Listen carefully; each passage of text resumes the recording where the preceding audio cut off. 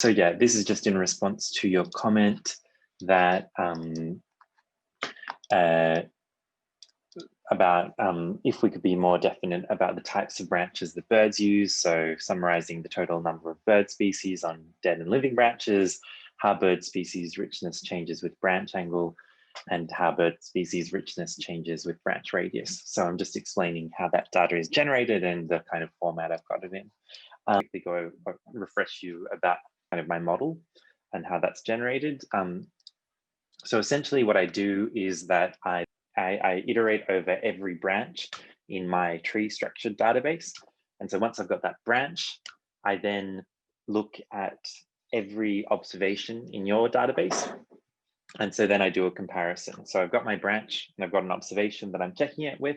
So I first check if the tree size class of those two things are the same. So we're only comparing large trees with observations from large trees, medium trees with observation from medium trees, and small trees from observations from small trees. I then check if the branch angle of my branch is within 2.5 degrees of the observation angle. I've chosen 2.5 degrees because it looks like your observation database goes up in increments of 5 degrees. So that kind of means that there will not be too much overlapping of multiple observations. Yeah, just to go over that again, I check my branch and see if its branch angle is within plus or minus 2.5 degrees of an observation. And if that's true, I then check if the dead or alive status is the same, if the radius is within the same size class. And if all that's true, I then get that observation and I kind of add it to that branch. So because that branch goes through all the observations, it kind of starts accumulating matching observations.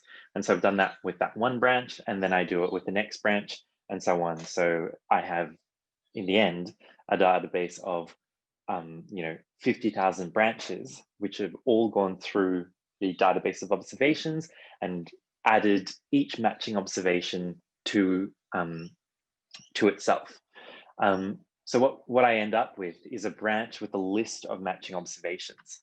So then from that, I generate some values for that branch. So I generate a branch species count, which is just, I get that list of the matching observations, and then I count the number of unique species. So, that might be 6.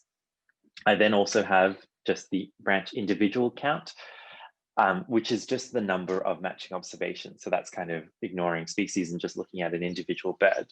I then have 2 other variables, which I wasn't sure if you'd be interested in using instead. And they're just the same thing as the branch species count and the branch individual count, but they are weighted in accordance to the branch length, because I just thought that the length of the branches can vary. I've set it to vary. So there's a limit of that variation from 0.2 meters to 0.5 meters.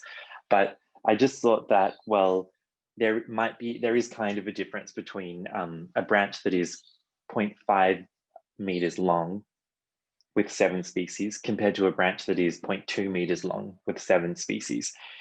So this simply just takes into account the difference in branch length across my cohort. And so I just simply times these 2 scores by the length of the branch. So branches with that are longer have a larger score. So that's why it's called the branch length weighted species count. And so it's simply just the branch species count multiplied by the length.